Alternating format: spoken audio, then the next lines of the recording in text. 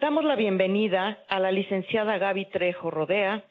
Es economista egresada de la Facultad de Economía de la UNAM, profesión que desempeñó por 20 años en el sector público.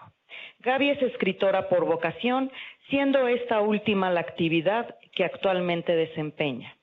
Es autora de su libro infantil Maru y su amiga Sombra, y coautora del libro Los secretos de las brujas de Salem y el libro de ensayo El círculo infinito de la violencia y el miedo, eres víctima y victimario. Asimismo, participa con un cuento en la antología de los cuentos infantiles Pinceladas. Gaby, bienvenida. Presentamos también a la licenciada Guadalupe Vera García. Ella está por llegar, viene del aeropuerto, pero es escritora y abogada con especialidad en propiedad intelectual, parte del comité de organización de FENALEM y difusora cultural. Ganadora del Premio Internacional Latino Book Award con su libro El secreto de Sinja en la categoría de Isabel Allende 2023-2024. Autora también de la novela Marcados, La mamá más mala del mundo y coautora de Los secretos de las brujas de Salem. El círculo infinito de la violencia y el miedo, eres víctima o victimario y contratardanza a ciegas. Gracias, Lupita, que espero no tarde en llegar. Licenciada Maru Diegues Torrado es licenciada en Mercadotecnia y tiene la máxima certificación en astrología otorgado por la NCGR-PPA, una de las asociaciones de astrología más grandes de Estados Unidos. Su primer libro, publicado en diciembre de 2020, fue una probadita de astrología para incrédulos como tú.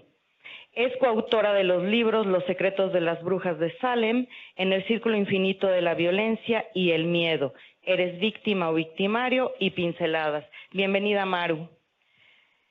Presentamos a la licenciada Sara Jiménez Terrazas, escritora mexicana, correctora de estilo y comunicóloga por la UNAM. Es autora del libro de cuentos de gatos, amores, infamias y horrores, coautora de Los secretos de las brujas de Salem y el libro de ensayos En el círculo infinito de la violencia y el miedo, eres víctima o victimario. En 2022, uno de sus cuentos resultó ganador dentro de la quinta antología de escritoras mexicanas. Atraída por los laberintos de la mente humana, decidió describir desde una perspectiva muy singular, jugando al rompecabezas con los personajes de sus relatos. Bienvenida, Sara. Gracias por estar aquí y adelante. Buenos días, gracias por acompañarnos. Y previo, me encantó la presentación y les voy a copiar a las compañeras y mujeres, acercarme un poco más. Y antes de comenzar en lo que nos convoca, pedirles la mano en términos de complicidades. Ayúdenme a identificar los estados de ánimo. ¿Con qué estados de ánimo vienes hoy día? Tranquila, y en tu inconsciente, en tu parte oscura, un poco cansada. ¿Usted, compañero? Tranquilo. ¿Y la otra parte que te incomoda o la piedrita en el zapato? Entonces estás en un conflicto, estás jaloneado. ¿Usted, doña Meli? No sé,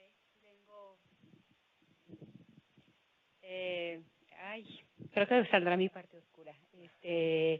Tengo muchos pendientes en la cabeza, pero dispuesta a cooperar. Estamos hablando de estados de ánimo porque al final, ¿qué es lo que somos? Somos un conjunto de estados de ánimo. Somos puras emociones, aunque tengamos el título de doctores y de ingenieros o de pedagogas, como en el caso mío. Por tanto, yo les dejo ese desafío. Todos los días que se laven los dientes, pregúntate con qué estado de ánimo te estás levantando, y desde tu luz y desde tu oscuridad. Y en el caso mío, ¿por qué se los hice personal? Porque estos 16 días de activismo que estamos llevando, la verdad que ha sido un desafío grandote que hacía rato que yo en lo personal no lo llevaba, y se me había olvidado que la vida cotidiana es eso, es, como yo digo, navegar la vida, surfear la vida, donde en este momento estoy siendo agarrada por la ola, porque trabajar en Conagua, como me dijeron alguna vez en las primeras reuniones en InMujeres, Conagua para ellas, en InMujeres era como literal un contenedor, una muralla. Les ha costado mucho entrar. Y a nosotros, como reciente generación de unidad de igualdad de género, nos damos cuenta, o al menos yo voy a hablar en lo personal, mi desafío ha sido identificar cuáles son las oportunidades. Y las oportunidades yo creo que hay muchas, pero están muy subterráneas, ¿ya? Entonces lo único que les pido, en este momento vengo como con desazón desde ayer, antes de ayer. Yo digo, qué lástima no contar con la sensibilidad y la inspiración de compañeros. Yo entiendo que tengan trabajo, pero también entiendo que la vida personal no es solamente estar enfrente de un Excel o enfrente de un gerente o respondiéndole a la institución. Yo creo que si nos ocupamos más de nosotros y nosotras, de saber, o sea, porque yo siempre lo he dicho en las reuniones que nos hemos juntado acá, si hay compañeras y compañeros que se demoran 2 horas en llegar, 2 horas en regresar a su casa, son 7 horas que se llevan acá, ¿en qué momento te encuentras contigo misma, contigo mismo? ¿En qué momento trabajas tu espiritualidad? Y la espiritualidad no tiene que ver con la religión, la espiritualidad tiene que ver con esa conversación interna que yo tengo, con esa capacidad de asombrarme, a lo mejor no con una tubería, como podría ser el caso de un ingeniero a lo mejor, sino asombrarme con esa maravillosa vista que tengo frente a los volcanes, y cuando los volcanes se despejan, ver la magnitud y la inmensidad de la naturaleza que te emociona. Entonces, gracias por la contención. Les digo, estoy con desazón, pero por suerte soy de la generación que somos necias, somos porfiadas. Ya la generación del 70 pareciera que vinimos a esta vida simplemente a limpiar pisos, o sea, donde hay mucha piedra, donde está árido, y dejar los pisos para que vengan otras generaciones a sembrar. Entonces, le digo a las compañeras, estoy bajoneada, pero como soy porfiada, mañana ya sé que voy a estar en otro estado de ánimo. Pero gracias por eso, y gracias a ustedes, compañeras, por estar acá. Y me encanta cuando las presentan a ellas, que hablan de astrología, que a lo mejor para el mundo de Conagua va a resultar una cosa extrañísima, porque la astrología está asociada a, no sé, a los planetas, está asociada al hipismo, está asociada al New Age.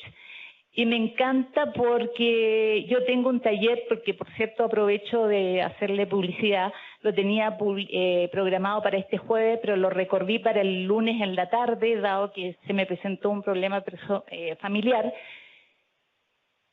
porque yo soy especialista en símbolos de tarot, pero desde el punto de vista terapéutico. Entonces vamos a conversar los y las que quieran el lunes por la tarde, sobre el concepto de la diosa, porque hubo un momento en que nuestra humanidad estuvo, no siempre el patriarcado fue lo que convocó y lo que movió las comunidades, hubo un momento en que la diosa era la línea, digamos, de acción de las comunidades.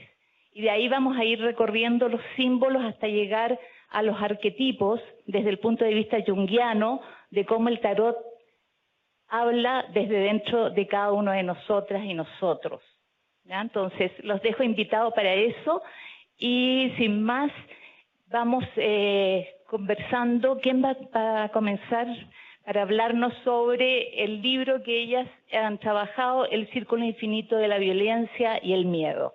El miedo, que es la gran columna vertebral, creo yo, que tiene la humanidad. Nos cuesta identificar que el miedo es literal lo que nos atraviesa a todos. Y perdónenme que de nuevo me vuelva, estoy muy personalista hoy día, pero Como se dan cuenta, soy chilena. Los 17 años de dictadura yo los viví en Chile. Y hasta cuando, después del golpe, a los 40 años del golpe militar, recién yo vine a tomar conciencia que mi inconsciente no me había dejado aceptar que yo era víctima del miedo. Me daba vergüenza decir que yo tenía miedo. Hasta que empecé a conversar con sobrevivientes de la dictadura, de los que vivimos allá, que en realidad no nos morimos físicamente, pero nos morimos espiritualmente. Porque la autocensura es casi tan o más fuerte que el exilio físico. El exilio en tu propio país, la censura, es mucho más fuerte, creo yo, que morirse físicamente. Entonces, como tuvimos que soportar, y al menos lo personal, vivir eso, yo era hija del miedo hasta que me di cuenta, híjole, llevo, no sé, 50 años de mi vida a lo mejor viviendo desde el miedo que te imposibilita, te limita y te acobarda. Ay, perdón. Esto de ser buena pagadora en los bancos te andan ofreciendo cosas. Entonces, creo que el tema va a dar para mucho y te cedo la palabra, por favor. Gracias. Bueno, buenos días. Como ya me presentaron, soy Sara Jiménez. Les agradecemos su presencia aquí.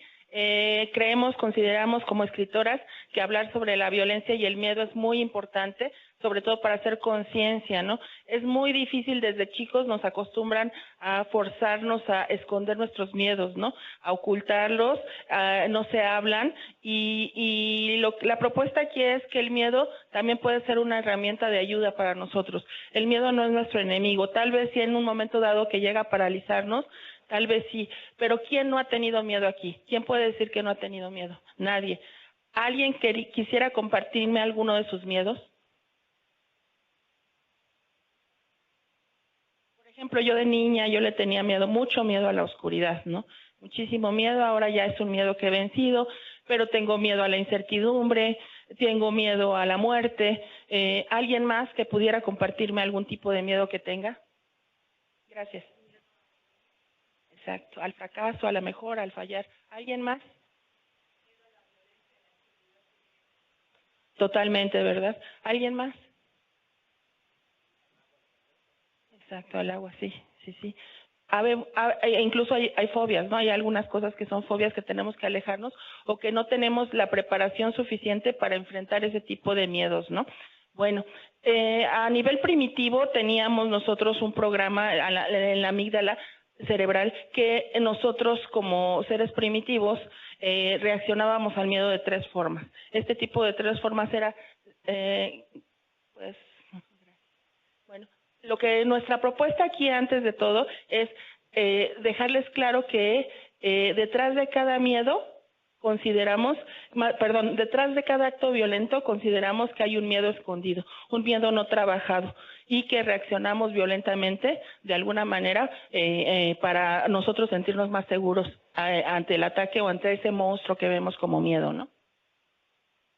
Entonces, tenemos una percepción del peligro, ya sea real o imaginario, porque generalmente a veces también nos invaden los pensamientos negativos, los pensamientos intrusivos, pensamientos catastróficos, que generalmente nunca se convierten en realidad, pero que para nosotros en ese momento que se convierten en una emoción, lo trasladamos a un miedo y hasta síntomas físicos o emocionales.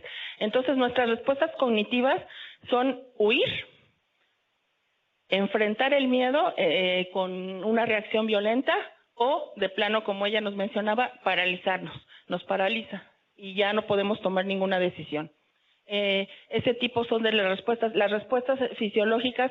También hay respuestas emocionales, el llanto. A veces nosotros podemos estar muy angustiados, cansados también, ya no sabemos qué hacer, tratamos de contenernos de alguna manera. A veces tenemos actitudes pues como comer compulsivamente, gritar, todo ese tipo de reacciones a través del miedo, ¿no? Que nos generan el miedo. Por favor. Ahora vamos a ver los tipos de miedo. Maru ya nos lo va a presentar. Bueno, pues ya les dijeron, muchas gracias por estar aquí. La verdad es que nos sentimos honradas, ¿no?, de poder sembrar una semillita en este tema que es tan importante ahorita. Bueno, siempre, ¿no?, pero ahorita más que nunca. Entonces, bueno, los tipos de miedo, nosotros los clasificamos de 3 maneras. La primera es por su normalidad, que se divide en 2, ¿no? El miedo normal, que es, por ejemplo, el miedo a caerme, ¿no? Entonces, pues ese es un miedo que todos podemos tener. Y el segundo sería el miedo patológico, que es un miedo que pues muchas veces nos imaginamos o que está dentro de nosotros y que también existe un miedo, ¿no?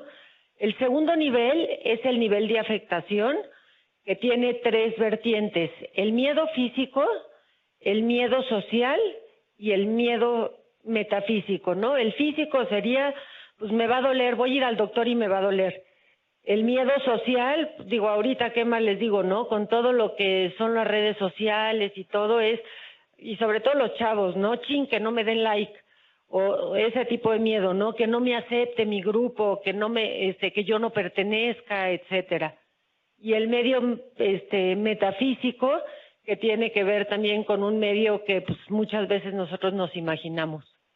Y el origen del estímulo, que tiene el miedo real, que nuevamente es un miedo que existe, ¿no? Algo que nos puede pasar y entonces me da miedo enfrentarlo, y el miedo irracional, ¿no? Que son estas historias que nos hacemos y que de repente, no, pues es que seguro me va a pasar esto y eso jamás en la vida va a pasar, pero tenemos tanto miedo que entonces nos puede llevar a alguna reacción como las que mencionó Sara, ¿no?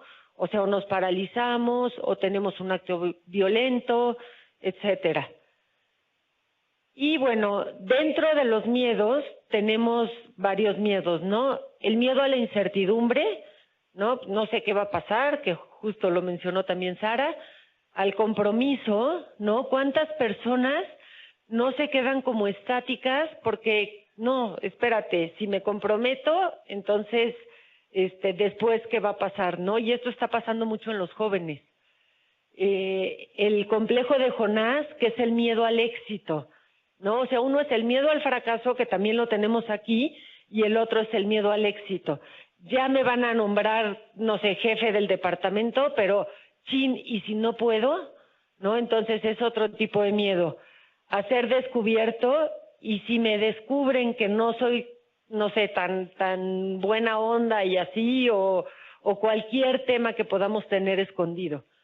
Miedo a la soledad, al divorcio, a la muerte, ¿no? Son varios tipos de miedo.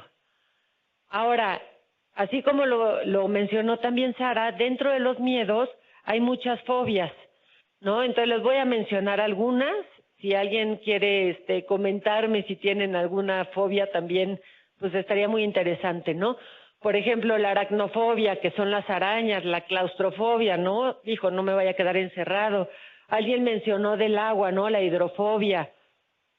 Por ejemplo, la agorafobia, esto de estar en lugares con demasiadas personas.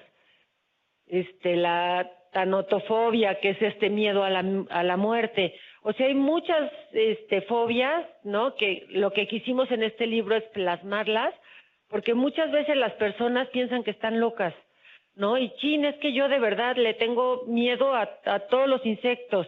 Pero espérate, no es una araña, ¿por qué le voy a tener miedo a los insectos? Entonces, aquí lo importante es primero reconocer que existen estos miedos para después poderlos trabajar, ¿no? ¿De qué nos sirve trabajarlos? Pues nos sirve de entender qué es lo que está pasando dentro de nosotros y que esto no desencadene en un acto violento, ¿no? Y violento puede ser hacia los demás o puede ser también hacia nosotros mismos. Y hicimos nosotros una herramienta que se llama el miedómetro, que es algo que plasmamos nosotros en nuestro libro.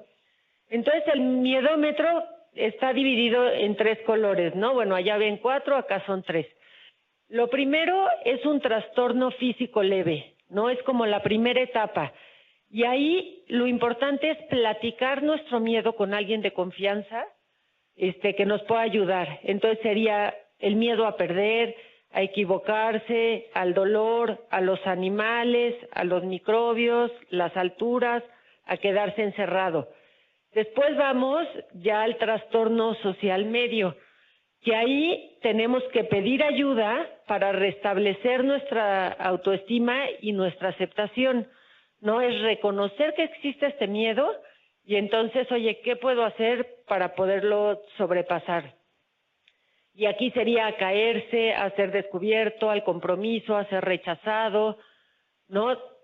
Después nos vamos a lo que es la ayuda profesional para reintegrarnos socialmente, que tiene que ver con esta incertidumbre, con perder el control, con la soledad, ¿no? Aquí ya estamos hablando que, o sea, tener un acercamiento con un profesional, con un psicólogo, le puede ayudar mucho a la persona.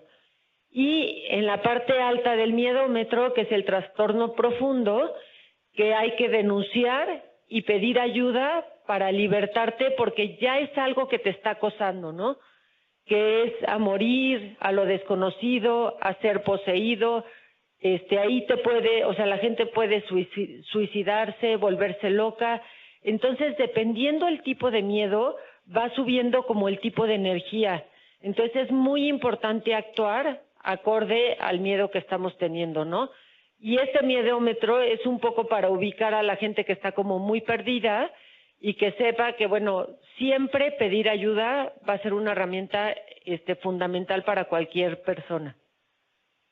Y aquí en esta gráfica, de mano con el miedómetro, les pusimos como muy desglosado, ¿no? O sea, primero, tu miedo se generó por alguna equivocación o situación que te genera dolor.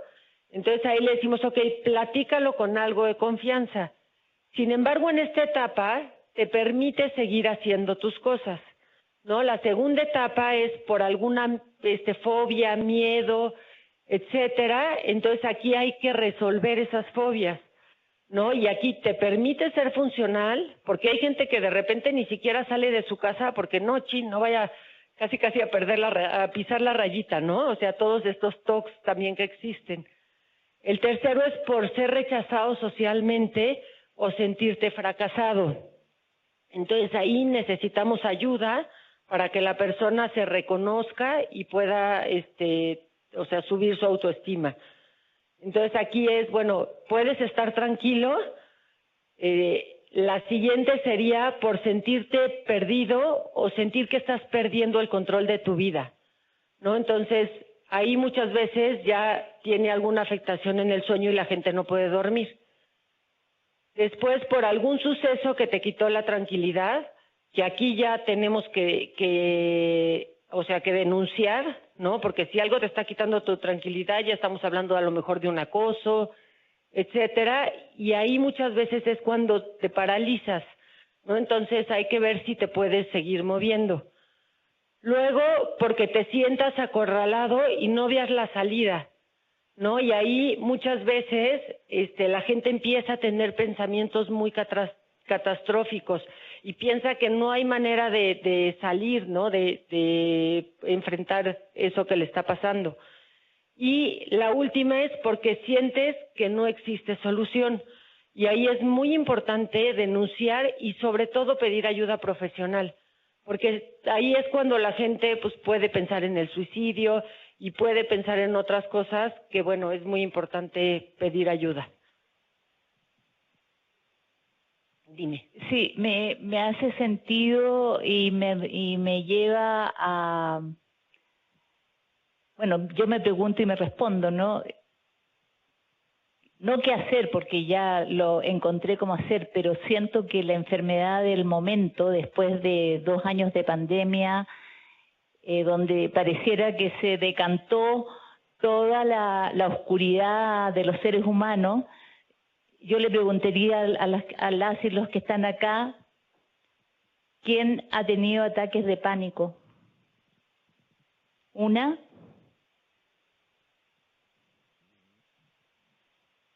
2 y 3 y 4. Ay, qué horror, perdón. Sí, varios. Yo siento que los ataques de pánico son transversales a todas y todos, nada más que a lo mejor no nos damos cuenta. No tomamos conciencia de que cuando somos víctimas, en el caso nuestro, que estamos tratando de limpiar el piso de las compañeras y compañeros, que es en el tema de género, no identificamos cuáles son los lugares donde nos quedamos literal congeladas o congelados, porque también hay compañeros que pueden vivir el tema del el acoso laboral, el acoso sexual también. Entonces, no sé, me surgió hacer el comentario para sensibilizar y observarnos más. Yo creo que es súper importante. Yo todos los días, a partir de mi maestro de budismo, digo, lo único permanente es el cambio, la impermanencia. Y tan impermanente es todo que me acaban de avisar ahí por el WhatsApp que el problema familiar se me arregló, entonces ya puedo volver a dar mi taller cuando lo tenía planteado, ¿no? Sin embargo, todo eso a mí me generó 24 horas de cómo lo soluciono, entonces yo misma me cerqué yo de puras espadas.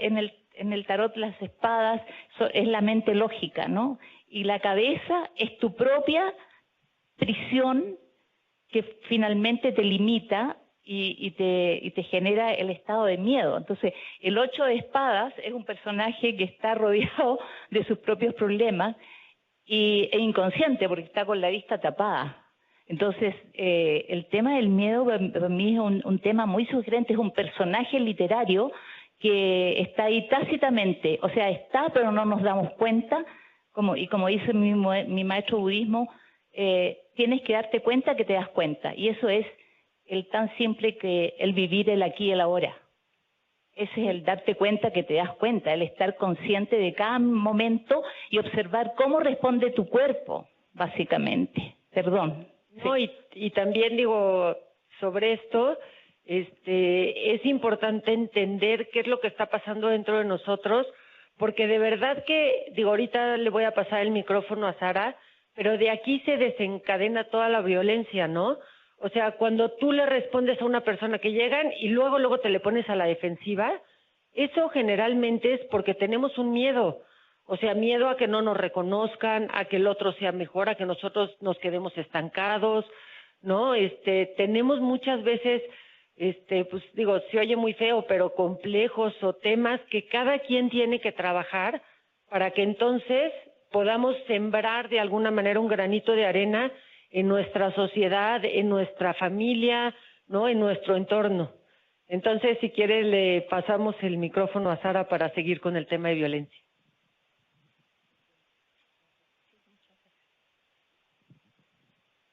Gracias. Bueno, vamos ahora a pasar al término de la violencia y la definición que da la Organización Mundial de la Salud. La violencia la definen como el uso deliberado de la fuerza física o el poder, ya sea en grado de amenaza o efectivo. ¿Quién no se ha sentido aquí vulnerado por un acto violento? Todos hemos sido víctimas de un acto violento, pero ¿quién aquí en este espacio de confianza que estamos formando, quién no ha sido también violento en algún momento de su vida o ha reaccionado de manera violenta? ¿Y por qué nos preguntamos eso? Porque siempre a veces es más sencillo estar del lado de la víctima, pero también hemos sido victimarios y desafortunadamente nuestra sociedad está generando cada vez más victimarios. Vemos las noticias y en las noticias ¿qué ocurre? Solamente vemos asesinatos, secuestros, muertes violentas, desaparición de mujeres, ¿no? Pero eso no nos damos cuenta que también hemos sido nosotros parte fundamental de que nuestra sociedad sea una sociedad violenta. ¿Por qué? Porque desde niños, a los niños, ¿qué les dicen a los hombres? No, cuando en la escuela te peguen, tú dale otro trancazo, responde así. ¿Qué hacen los niños ahorita en sus casas? Ya no juegan, ya no salen a la calle a jugar. Videojuegos y videojuegos de matar a alguien, armas. Entonces, ¿qué estamos sembrando en las nuevas sociedades? ¿Qué les estamos enseñando? El acoso a través del Internet, a través de las redes sociales. Entonces, tenemos que hacer consciente lo inconsciente, precisamente. Hacer consciente esos miedos que nosotros tenemos y esa violencia que a lo mejor nos sirve para defendernos, que como seres primitivos la necesitábamos para defendernos del medio ambiente, de las amenazas reales, y que ahora son amenazas que nada más tenemos en la mente. Entonces, tenemos tenemos que aprender a tener herramientas para solventar esos miedos de otra manera, de una manera más creativa, que en este caso nosotros la propuesta es cualquier arte, la escritura, por ejemplo, nosotros lo hemos venido haciendo. Entonces, esa es la propuesta, hacer consciente ese miedo y no trasladarlo a actos violentos. Ahora vamos con este tema. Siempre se dice que el hombre es el violento, la mujer es la víctima y el hombre es el victimario. Esto no es cierto. Los hombres también son víctimas de violencia activa y también por parte de las mujeres, y las mujeres también somos victimarias. Entonces tenemos que también partir de ese lado, que la violencia no tiene género. Hay víctimas y victimarios en ambos géneros. Ahora vamos a ver los tipos de violencia, porque no nada más es la violencia del golpe, del moretón que se ve y que lo podemos observar. Hay gente que diario vive violencia emocional y que la esconde, que la reprime, que no sabe, nadie sabe, la vive en silencio. Hay que hablar. Cuando nos sintamos amenazados o seamos víctimas de un acto violento, hay que pedir ayuda, siempre. La violencia económica, la violencia sexual, la psicológico-emocional y la discriminatoria, ¿no? Que todos hemos vivido. Yo creo que alguna de estas, todos los que estamos aquí hemos recibido o a lo mejor hemos generado ese tipo de violencia. Le paso el micrófono a Gaby, que nos va a hablar sobre la violencia a través de las redes sociales. Exacto. Bueno, continuemos, ya no digo más nada. Ahora, la violencia generalmente la ubicábamos como que la violencia era presencial, ¿no? Nos daba miedo salir a la calle porque nos iban a asaltar, porque nos iban a robar, porque nos íbamos a enfrentar, etcétera. Sin embargo, pues en la actualidad ya existe una violencia que es la violencia online. ¿Por qué? Porque en la actualidad todos vivimos con los computadores, con los celulares, nuestra forma de comunicar y de relacionarnos inclusive es a través de estos medios, ¿no? Entonces la violencia online ya no nada más es en vivo y a todo color. La violencia ya no nada más es en vivo y a todo color. La violencia también está atrás de una pantalla, atrás de un celular. Entonces la violencia online, pues hay muchos tipos de violencia online. ¿Y quiénes son los más propensos a sufrir este tipo de violencias? Pues los niños, las mujeres y también los hombres, porque los hombres también sufren diferente tipo de violencia, por ejemplo, extorsiones, ¿no? O robo de identidades o ese tipo de cosas. Pero las mujeres y los niños son más frecuentes a violencias, pues sí, sexuales, y demás. Entonces, la Save the Children, que tenemos una fuente, que es la fuente que nosotros manejamos, maneja este tipo de violencias que están clasificadas, ¿no? Entonces tenemos la sextorsión. ¿Qué es la sextorsión? Que a través de la computadora o del celular, o incluso a través de juegos, porque hay juegos, todos estos juegos que juegan, que yo no tengo la menor idea cómo se juegan, pero que juegan muchos de los niños en donde hay competencia y se interactúa, a través de ahí también puede haber extorsión, ¿no? Que te amenacen, que te digan, te empiecen a extorsionar como en la vida real, ¿no? Tenemos el sexting, el famoso mandar el pack, ¿no? O sea, sí, no sé si han oído de eso, quienes tengan hijos o hijas adolescentes, híjole, pues es una manera de sexualizar, ¿no? Esta parte de las relaciones de los jóvenes, porque pues empiezan a mandarse fotitos íntimas o fotitos, pues de sus partes, ¿no? El famoso, pues eso, ¿no? El pack. Tenemos el online, el grooming. El de una persona mayor que a través de una persona mayor embauca, se hace pasar por un agente menor, con un joven se hace pasar de la edad y pues resulta que es un acosador, que es una agente adulta y de esta manera pues engaña a los jóvenes, ¿no? Entonces por eso hay que estar muy bien atentos. Tenemos el ciberacoso, el ciberbullying. Ese es igual, acosar a un menor o a una mujer, intimidarla, amenazarla a través de esta parte, mandándoles fotos comprometedoras o fotos o demás, ¿no? Y luego tenemos también los retos o los famosos challenges, que incluso están ocasionando pues muerte de muchos niños, ¿no? Entonces aquí los papás pues sí tenemos que estar muy atentos de estos jóvenes porque pues a ellos se les hace fácil, ¿no? Entrar a ciertos retos y creen que no puede pasar nada, pero sin embargo hay unos que llegan hasta la muerte, ¿no? O sea, esos famosos que se ahorcan y se van para atrás, o los que todavía uno que se dejan caer, ¿no? Y casi se desnucan, pero bueno, a ver quién aguanta más, o los que se meten drogas, o no sé, hay muchísimo tipo de retos o de challenge que si no estamos al pendiente, híjole, pues tenemos este tipo de problemas, ¿no? Luego tenemos la violencia online, que es control a través de las redes sociales. Esta violencia online generalmente pasa en las parejas o en las relaciones así, porque te empiezan a amenazar y te empiezan mediante mensajes obsesivos y demás, te empiezan a acosar, pero todo es a través por ejemplo en las redes sociales, ¿no? También a los niños te empiezan a subir información y entonces te están acosando porque te están evidenciando dentro del grupo al que quieres pertenecer, porque generalmente, ¿por qué los niños están en o todos queremos estar en redes sociales o por qué estamos? Pues por pertenecer, ¿no? Por no sentirnos excluidos. Entonces, pues si te empiezan a acosar a través de las redes, pues es una manera de violencia tremenda, ¿no? Que se empiecen a burlar de ti, que te empiecen a exhibir que cometiste un error o que hiciste algo. Tenemos y luego está el stalking, que es el espionaje, ¿no? Bueno, pues es también una violencia, ¿no? O sea, quizás muchas mujeres o quizás muchos jóvenes de repente empiezas ahí a stalkear a algún ex o lo que sea, y bueno, pues a lo mejor es curiosidad y no pasa nada, pero cuando ya es de un grado obsesivo y que empiezas a perseguir y obsesionarte y a través de esa forma de stalkear puedes causar daño, pues bueno, eso es otra violencia, ¿no?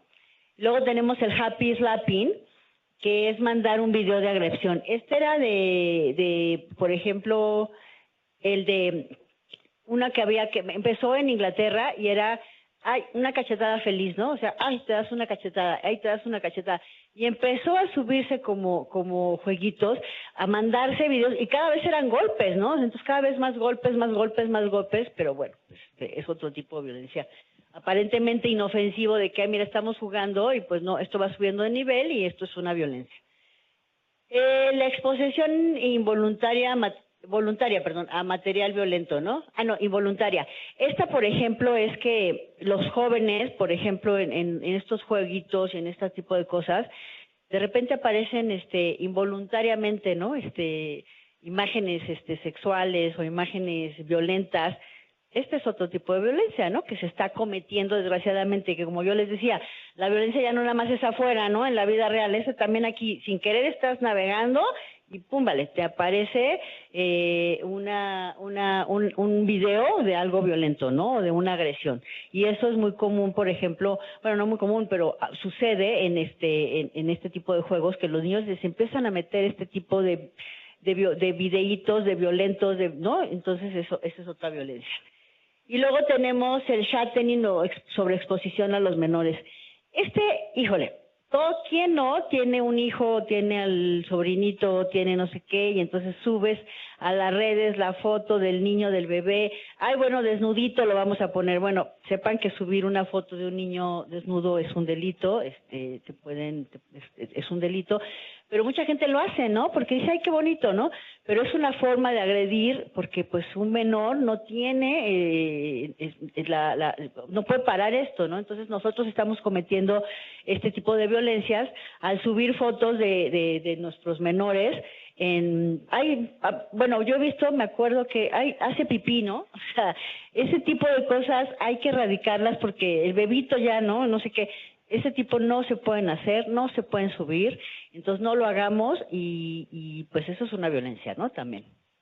Entonces, como les decía, las violencias, aparentemente decíamos, híjole, nada más en la vida real, pues no, desgraciadamente se han profesionalizado y cada vez más la violencia online está más profesional, más profunda y más fuerte. Y bueno, antes de pasar al violentómetro, quisiera hablarles de la ley Olimpia.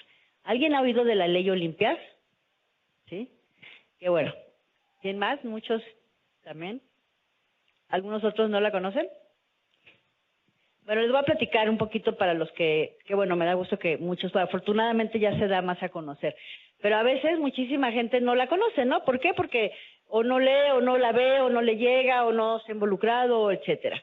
Entonces, ¿qué pasó con la Ley Olimpia? Bueno, la Ley Olimpia surge a raíz de Olimpia Coral Melo, una chica de Puebla que tuvo una relación con su novio, se grabaron íntimamente, sin embargo, ya terminan la relación y el exnovio o la expareja empieza y sube todas estas imágenes y videos con los que tuvo con su novia.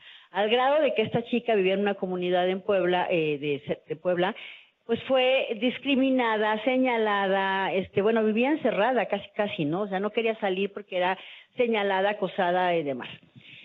Pero bueno, gracias a ella, que de repente su familia la empolla y ella empieza se arma de valor y demás, empieza a luchar por esta ley, en donde, bueno, pues gracias a ella y que es una chica que bueno, tenemos esta ley, en donde ya está prohibido y se sanciona con cárcel a cualquier persona física o incluso persona moral, ¿no? Porque también alguna empresa no puede difundir ni subir nada personal de una persona, ¿no? De una mujer, de un niño, lo que sea, de una relación anterior. Entonces, bueno, qué bueno que tenemos esta ley porque ya ahora sí toda esa gente que quería pasarse de lista, pues ya no. Y bueno, ahora sí, como hace ratito les enseñamos el violentómetro, ahora el miedómetro, tenemos el violentómetro. El violentómetro, a ratitos, nosotros lo resumimos de una manera así, pero ahorita les enseñamos por quién fue diseñado esta herramienta. Entonces, bueno, aquí empezamos con la parte más baja, ¿no? Cuando empezamos y creemos que no somos violentos y sin embargo ya estamos cometiendo actos violentos. El hacer bromas hirientes, ¿no? A veces es muy divertido, ¿no? Hacer una bromita hiriente y todo el mundo se carcajea y todo el mundo se ríe, mientras no seas el afectado, ¿no? Porque si eres el afectado, pues vamos a ver qué sientes. Chantajear, mentir o engañar, ignorar y la famosita ley del hielo, ¿no? Que mucha gente aplica, que a veces los papás aplican, que a veces las parejas aplican, pues es una forma de violencia que no debemos de hacer, ¿no? O sea, que no debemos tolerar y que sobre todo a veces nosotros también la ejercemos, ¿no? Entonces, como a veces decimos, nosotros tenemos, todos somos víctimas o victimarios, y entonces en este caso no cometamos estos errores, ¿no? No los suframos, pero tampoco los hagamos, ¿no? Culpabilizar, descalificar, ridiculizar u ofender, humillar en público, intimidar o amenazar y controlar o prohibir, ¿no? O sea, la típico de que te controlo tus amistades, te controlo con quién sales, te controlo qué te gusta leer, te controlo qué ves, te controlo todo. Ese tipo de cosas pues, son violencias, ¿no? Porque sobre todo en la edad adulta, pues uno ya sabe qué decide, qué leer, qué ver, que nadie te puede prohibir nada, ¿no? Ninguna relación de amistad, etcétera. Entonces hay que estar alertas. Y aquí pues vamos, como ven, vamos subiendo del amarillito al anaranjadito, ¿no? Y aquí ya pasamos al rojo. Bueno, aquí, o sea, el tema es que la gente tiene que reaccionar, ¿no? Que no debe de dejarse, destruir. Entonces aquí es ya cuando alguien está destruyendo artículos personales, ¿no? Cuando hay algún tipo de manoseo, que ya es una violencia sexual, caricias agresivas, ¿no? Golpear porque estamos jugando y tómele, ¿no? O sea, saco toda mi furia, pellizcar o arañar, empujar o jalonear, cachetear, o sea, vean cómo ya viene toda la violencia física, ¿no? Patear, encerrar o aislar y amenazar con objetos o armas, ¿no? Ahorita Gaby lo va a resumir todo el violentómetro, que fue una herramienta creada por el Instituto Politécnico Nacional, y nosotros, la verdad, lo que estamos haciendo nada más es ayudar a difundirla. Y esta es la parte más fuerte, ¿no? Que es amenazar de muerte, forzar a tener una relación sexual, el abuso sexual mismo, violar, mutilar y, bueno, finalmente asesinar. Pero evidentemente para no llegar a estos puntos, por eso el violentómetro es para que vayamos midiendo si somos víctimas, vayamos midiendo, o si somos victimarios, pues pararle, ¿no? Porque, digo, no podemos llegar a estos niveles. Y como bien decía Maru, este es el violentómetro que fue creado, es una herramienta del Instituto Politécnico Nacional, y orgullosamente del Poli, digo yo soy de la UNAM, pero gracias Poli, y tener esta herramienta. Y bueno, esta herramienta ya se conoce a nivel mundial, este instrumento, esta herramienta del violentómetro, se conoce en todo el mundo y se maneja en todo el mundo y orgullosamente mexicana, ¿no? Es orgullosamente mexicana el violentómetro. Entonces, la verdad, es una herramienta que todos debemos de conocer para encontrarnos, porque quizás nos sorprenderíamos si a veces nos encontramos en alguno de estos puntos, ¿no? Y es momento de tomar acción de nuestros actos. Bueno, otra parte importante que nosotros mantenemos, que tenemos aquí en nuestro libro, son las señales de auxilio, que la verdad son muy importantes, ¿no? Que conozcamos, que las tengamos en la mente, porque nunca sabemos en qué momento las podemos necesitar, esperemos que nunca, o ver a alguien que nos hace una seña así y nosotros nos quedemos con cara de que, ay, mira, me saludó, ay, quién sabe qué me hizo. Pues capaz que te estaba pidiendo ayuda y tú no sabías, ¿no? Entonces estas son algunas de las que nosotros ponemos, que es esta, que es así, poner el dedo así. Si alguien te hace así, está diciéndote la palma hacia adentro, el pulgar hacia adentro, esta es una señal de auxilio. Algo te está queriendo decir. Te está queriendo decir que está en peligro, entonces, por favor, pues hay que llamar a alguien, tratar de ayudarla. Esta, que es así, el dedo es así, pues también es otra seña de, si alguien pasa y te hace así, digo, no la otra, ¿no? Que es una grosería, esta, ¿no? Pues alguien pasa y te hace y te dice, pues te está pidiendo ayuda de alguna manera, ¿no? Que llames a la policía, que llames algo. Esta, por ejemplo, si te hace alguien así, perdón, es así, y llama, ¿no? Llama a la policía. O sea, si alguien te hace así, y así, es llamar a la policía, ¿no? Porque está en peligro. Entonces, y bueno, esta es otra muy común, que si se pinta un círculo en la mano, así un círculo con plumón, y pues también vas caminando, va con una pareja o va alguien la va jalando, y enseñárselas a los niños, ¿no? También si pueden, porque a lo mejor se los quieren robar o lo que sea, pues tratar de darles la instrucción de estas señales, ¿no? Y pues el círculo aquí en la mano es pues también estoy contra mi voluntad con esta persona, ¿no? O sea, o estoy en peligro. Entonces estas señales son muy importantes. Y bueno, por último, en nuestro libro tenemos las líneas de ayuda en México, tanto en México como Estados Unidos, que son, bueno, el 911, que la verdad funciona y funciona muy bien. Y pues mensajes de WhatsApp y llamadas, ¿no? Entonces estos teléfonos también, como que a veces uno no los pela, pero yo creo que siempre hay que traerlos en la carterita, ¿no? En la bolsa, porque a veces pues es muy importante, sobre todo en este México violento que hoy por hoy vivimos. Y bueno, pues aquí concluimos. No sé si tienen alguna duda, si quieren hacernos algún comentario, si quieren decirnos algo, lo que sea, es bienvenido. ¿Alguna pregunta? Bueno, comentario. Yo creo que el panorama que nos han mostrado las compañeras es conocido por todas y por todos. O sea, pero la pregunta sería, ¿cómo le hago? ¿Ya? Y ahí es donde las respuestas, si bien es cierto, están en estas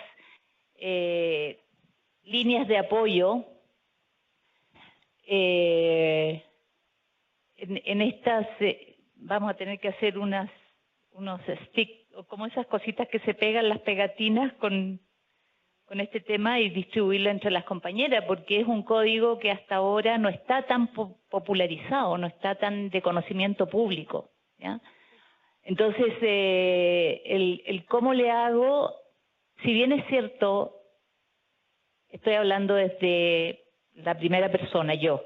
Si bien es cierto, existen líneas de apoyo y existen lugares donde me puedo contener, pero finalmente siento que quien tiene que aprender a identificar mi escudo de protección soy yo misma. Yo misma en términos de generar valentía, porque finalmente el miedo es una emoción. Y una emoción que nos sirve de repente, porque el miedo te permite el estrés y generar adrenalina para correr súper fuerte cuando tú dices si yo no podía correr hasta ahora y de repente arranqué del ladrón, ¿no? Yo siempre me acuerdo que yo vivo ahí en Escandón y un día voy con una bolsa que me había comprado hacía 2 días en la Lagunilla, por supuesto, de 100 pesos, pero yo adoraba mi bolsa, llovía, iba con el paraguas y traía la bolsa acá y de repente percibí algo raro, pero justamente ese es un tema de defensa, es ir atenta y atentos cuando vas por la calle, porque si vas babeando, te puede pasar todo. Yo iba babeando y de repente no me di cuenta, se fue la luz, quedó toda la cuadra oscura, llovía, el paraguas y mi bolsa de 120 pesos que me encantaba.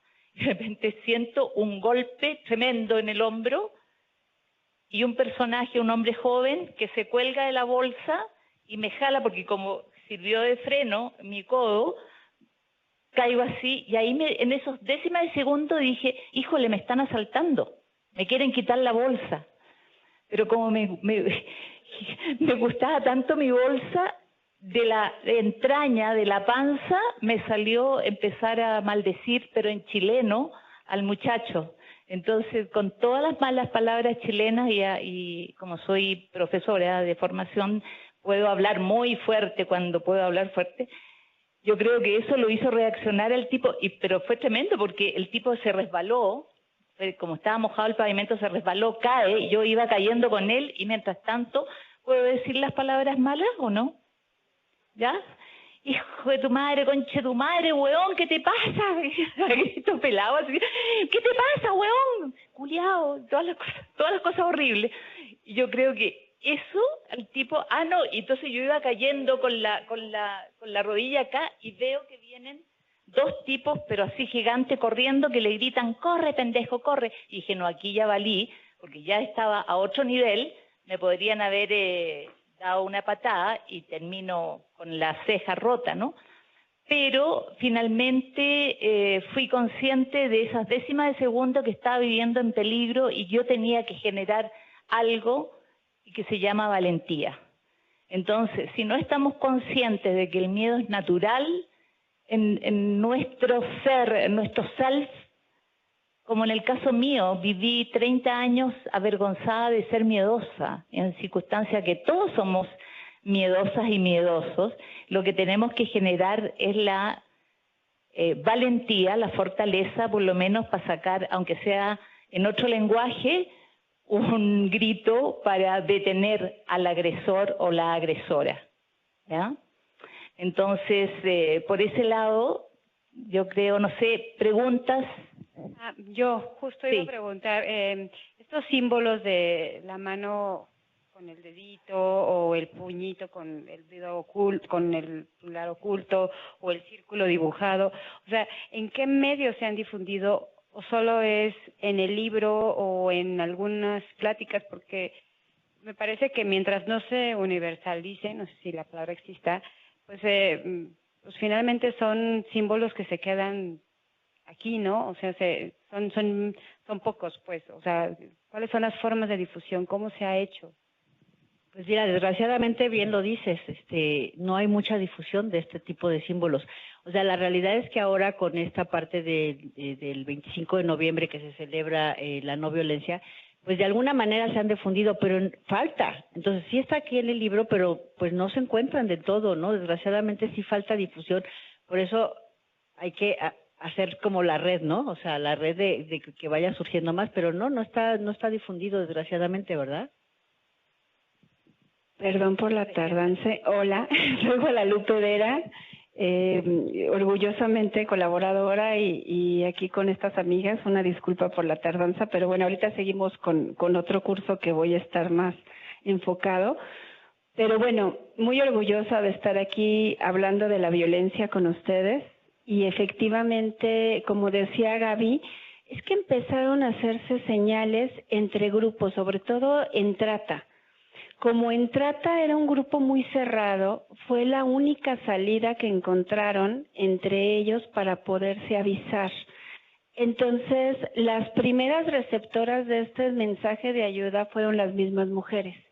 Las mayorías que habían sido también víctimas de tratas entre ellos hicieron este lenguaje mudo para poder salvarse entre ellas. Entonces, en los países de Centroamérica, de Sudamérica, donde la trata también, aquí también estamos sufriendo mucho de ese problema, pero verdad en Centroamérica tienen unos niveles que es para ponerse a llorar, ¿no? Entonces, ahí las mujeres que pudieron ser sobrevivientes, entre ellas, como sabían que en la calle también había muchas mujeres que se habían escapado, muchos niños, sé que empezaban a darse estas señales y entre ellas los empezaron a comunicar.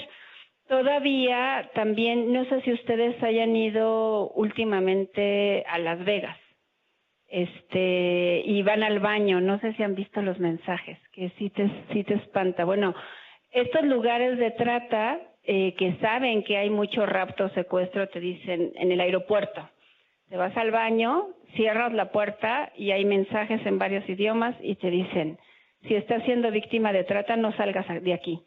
Apisa este botón que está aquí atrás y nosotros ahorita llegamos. No salgas por ningún motivo, ¿no?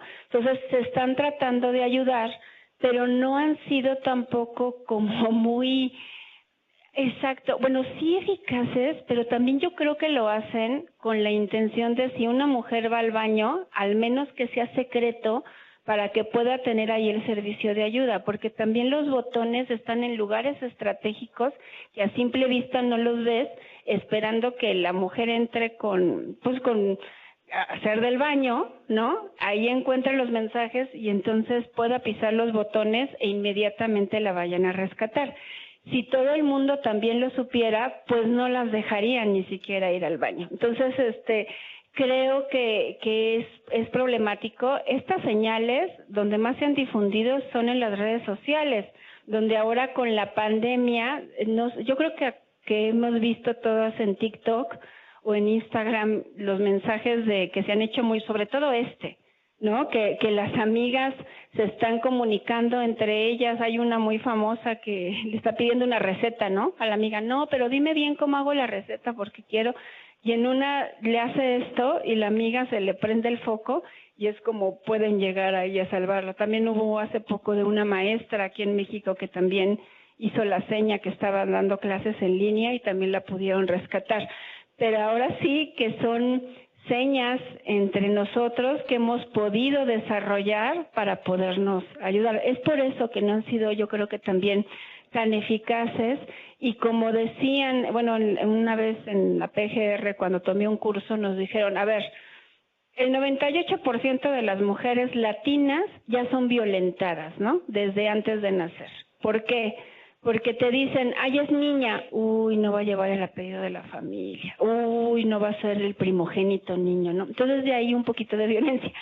Pero siempre hay violencia, pero estos signos de ayuda y de alarma van cambiando. Tenemos que estar como muy a la vanguardia y sí, esperemos que algún día no lleguen a ser secretos para, bueno, sí que tengan más difusión, pero como decían, es complicado, ¿no? También hacerlos tan general, a lo mejor no puedes llegar a pedir tanta ayuda, ¿no? Los signos también de sordomudos que ya los vieron. Ok, gracias.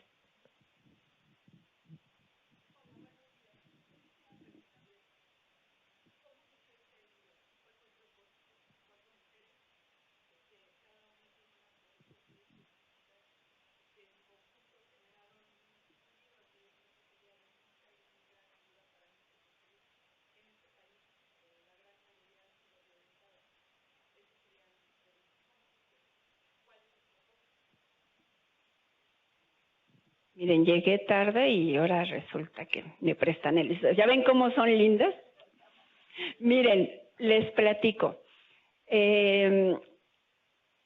Somos un grupo de escritoras que decidimos unirnos y tratar, creo que la misión primordial de nosotras es, dependiendo del género y la materia, entregar libros de calidad. Como ya se dieron cuenta, son diferentes profesiones y diferentes gustos, pero les prometo que la calidad de los libros que se han hecho, al menos yo los libros que conozca de ellas, hay una entrega total y una calidad. Juntas quisimos hacer un proyecto en donde pudiéramos unificar una sola voz narrativa. pero dentro de las herramientas que nos empezamos ahí como a entusiasmar, hay una parte en donde recabas, toda la información histórica, te empapas, vas a lugares, ¿no? Como cuando vas a hacer un libro de época, que dices, no, pues tienes que ir ahí a lugares donde fue la Inquisición, palpar, ver cómo fue el ambiente. Entonces decidimos que teníamos que hacer un libro de un tema que no estuviéramos tan empapadas las cuatro, que fuera un tema general, en cierta manera. Les vamos a confesar que nuestra primera intención fue hacer unos libros de miedo, unos cuentos de miedo, y escogimos Salem. Creo que aquí la mayoría saben lo que pasó en Salem, ¿no? Entonces dijimos, bueno, no dominamos Salem, tenemos idea, pero no dominamos, vamos a hacer el trabajo de campo de investigación. Entonces, algunas tuvimos la oportunidad de viajar, otras ahí buscar libros, estar buscando. Bueno, fue impresionante lo que encontramos en ese libro que ahorita les vamos a platicar. Había 2 motivos por los cuales te salvabas de la horca, ¿no? Cuando ya te acusaban que eras bruja. Uno de ellos era que aceptaras que eras bruja. Entonces decías, bueno, sí, ya no me maten, sí soy bruja. Entonces, en ese momento, la iglesia y el Estado te quitaban todos los bienes. Inmediatamente te quedabas en la calle. Pero no te salvabas con eso nada más, sino que la segunda condición era que acusaras a otra mujer de ser bruja. Entonces, ahí es donde si lo acusabas, si cumplías estas 2 partes, pues te librabas, eras pobre, te quitaban los bienes, pero salvabas la vida. Entonces nos dimos cuenta y nos percatamos que estas personas, estos cuentos, pues son personas, hicimos en honor a ellas este libro, son personas diferentes, eran mujeres totalmente diferentes que no querían pertenecer del todo en la iglesia, eran rebeldes, tenían mucho dinero propio, incluso a mí me sorprende mucho, una era extremadamente hermosa, y entonces en el momento en que ella se queda viuda, las demás mujeres tienen miedo de que se quede viuda porque era una belleza. Entonces las mujeres la acusan de bruja a ella y a su hija, con la intención de matarlas porque era una competencia. Entonces vimos totalmente todos los casos y dijimos, ya no va a ser de miedos porque la realidad supera el miedo.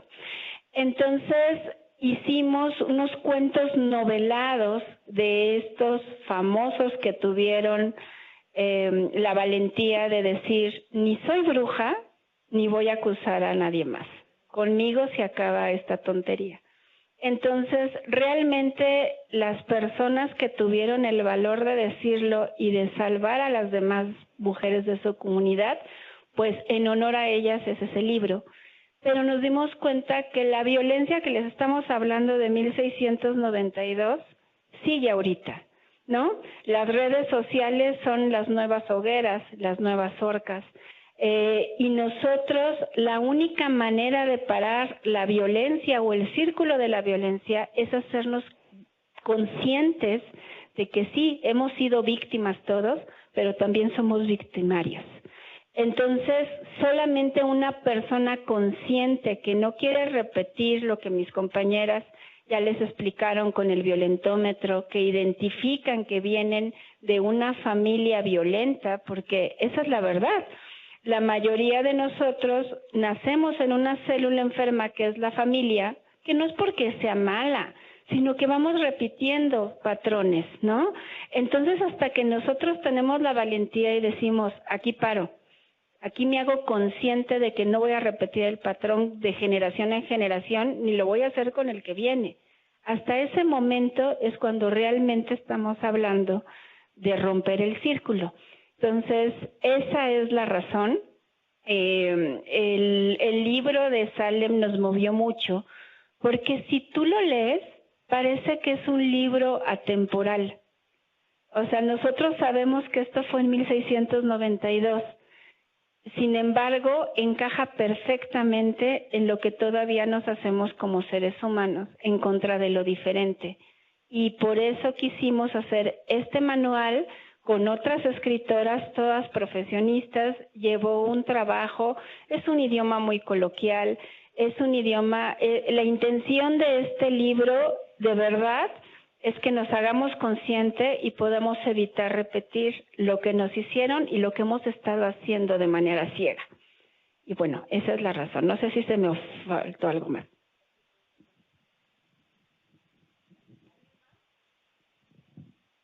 En beneficio del tiempo, aprovechen a las escritoras. Sí, Claudia.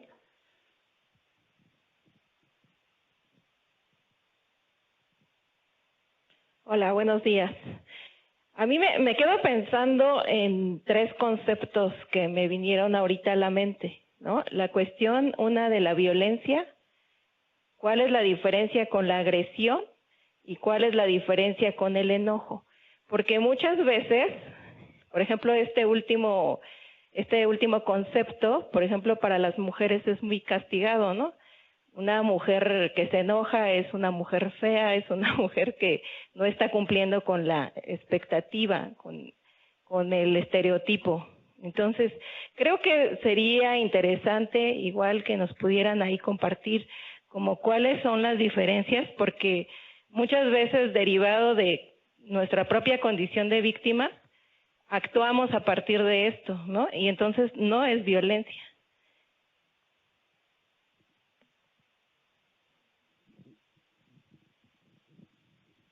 Bueno, yo lo que pienso es que el enojo muchas veces es porque hay algo de nosotros que no nos está permitiendo hacer algo que queremos, ¿no? Y entonces me enojo porque el de enfrente no está haciendo lo que yo quiero.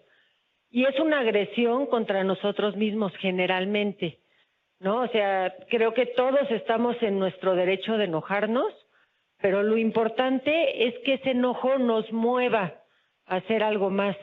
Y la primera que decía será agresión. Ok, la agresión pues es un tipo de violencia, ¿no?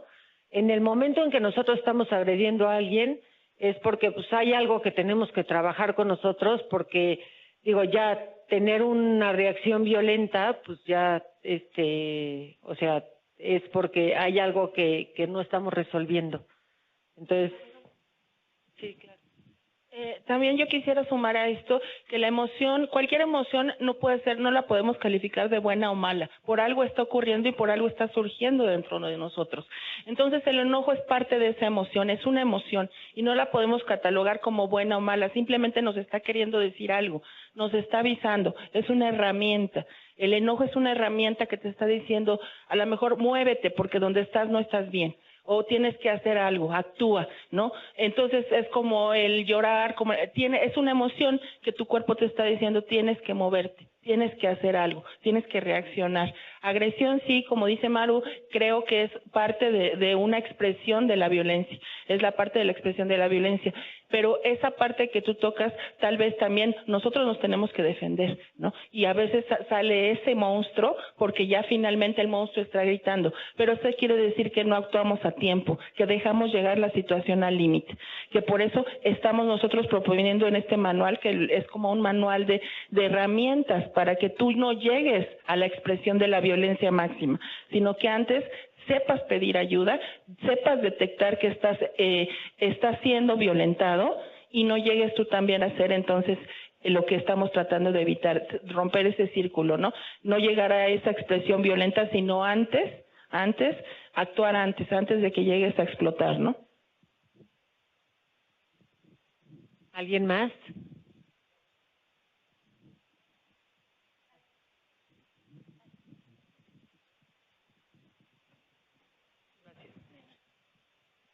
Bueno, creo que esta reflexión por la que nos hacen pasar...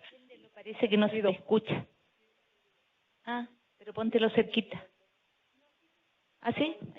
Es que dicen de los estados que cuando hablan los compañeros del auditorio, me están diciendo de Tlaxcala que no se escucha, entonces a lo mejor si te acercas más... sí.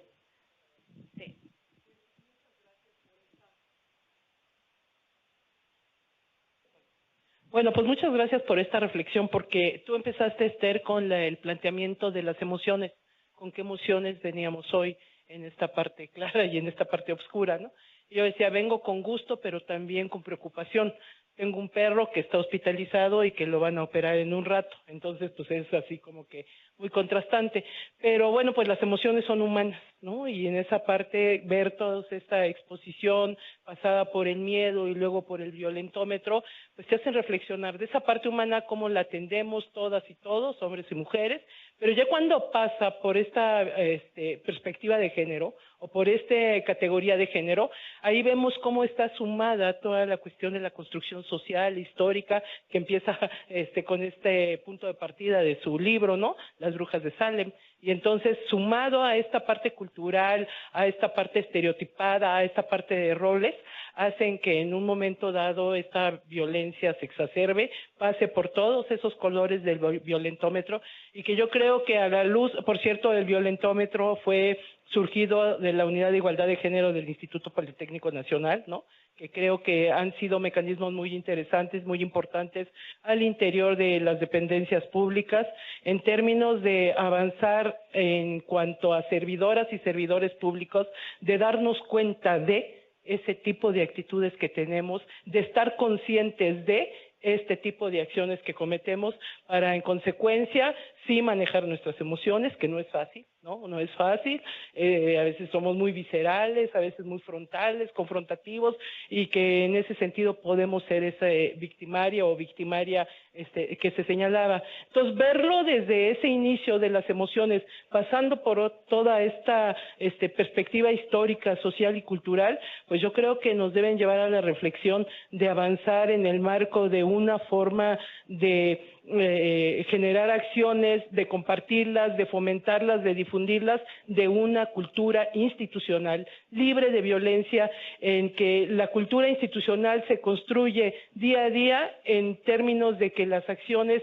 se hagan sin violencia y esté o no esté yo como servidora y servidor público, ¿no? Y solamente así podremos tener espacios libres de violencia, porque ya se institucionalizó y permeó, y no es cosa de mujeres. Es una cultura general que nos permite vivir en armonía y en libertad a quienes estamos laborando en una dependencia tan bonita como es la Conagua, ¿no? Gracias.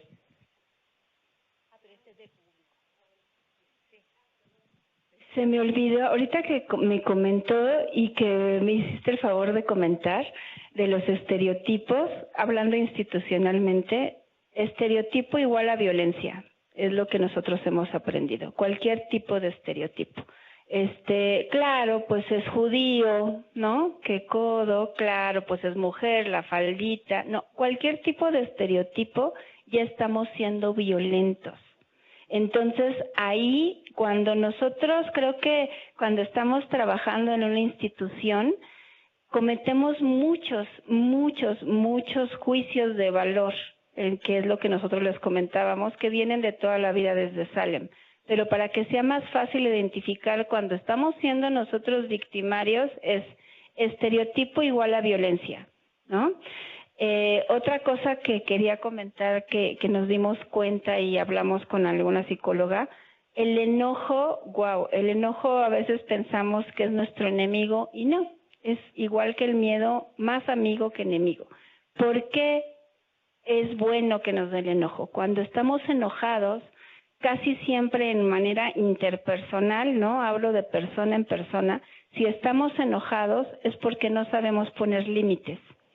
No sabemos hablar. Entonces, la otra persona casi siempre sabe o no sabe por qué estás enojado, ¿no? Tú estás enojado y dices, uy, qué mal carácter, ¿no? Dices, no, es que siempre está enojado. No, esa persona que siempre está enojado o cuando tú te identificas de que ya estoy enojado, la verdad, el trasfondo es que no sabes poner límites hablando.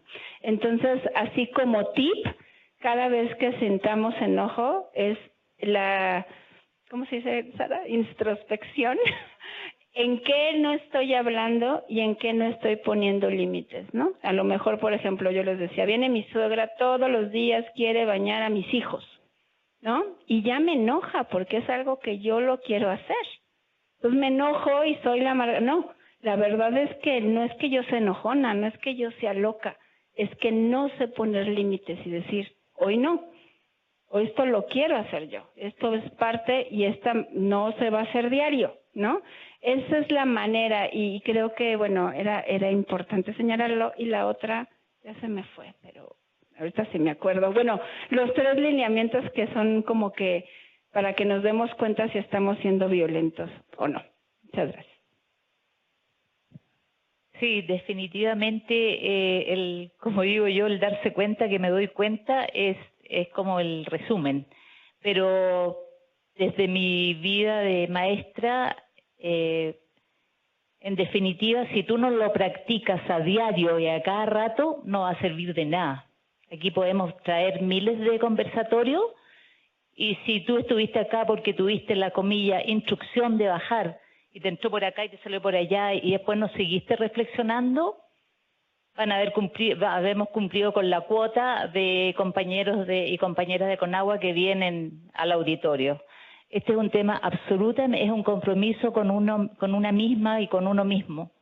El tema de reflexionar lo que me hizo sentido. En mi generación, ya les dije, yo me viví los 17 años de dictadura en Chile, muchas de mis compañeras de jornada decían, mi motor es la rabia. Y yo le decía, sí, sirve, pero la rabia también va de la mano de la frustración, porque como tú dices, no le puse el límite, pero te enojas contigo misma porque no le pusiste el límite. Es la típica que cuando uno deja atrás una historia de pareja, como yo les digo a las que me lo cuentan, ahora espérate que venga el ramalazo emocional porque ahora te vas a tener que trabajar tú contigo misma en términos de el autoperdón. Porque la típica que uno dice, ¿cómo pude caer en esta historia? O con este personaje, y empiezas a autoagredirte y te frustras. Entonces, de ahí está el tema de las redes, de compartir, de aprender a hablar las cosas, ¿ya? Aprender a hablar hasta cuando uno está enojada o enojado, ¿ya? Y el otro o la otra edad va a tener que también ponerse en la misma situación de la escucha desde el corazón, porque ya no es lugar común decir que el lenguaje del corazón es válido. Ya está, la neurociencia ya dice que el corazón tiene una inteligencia que la traducimos en inteligencia emocional.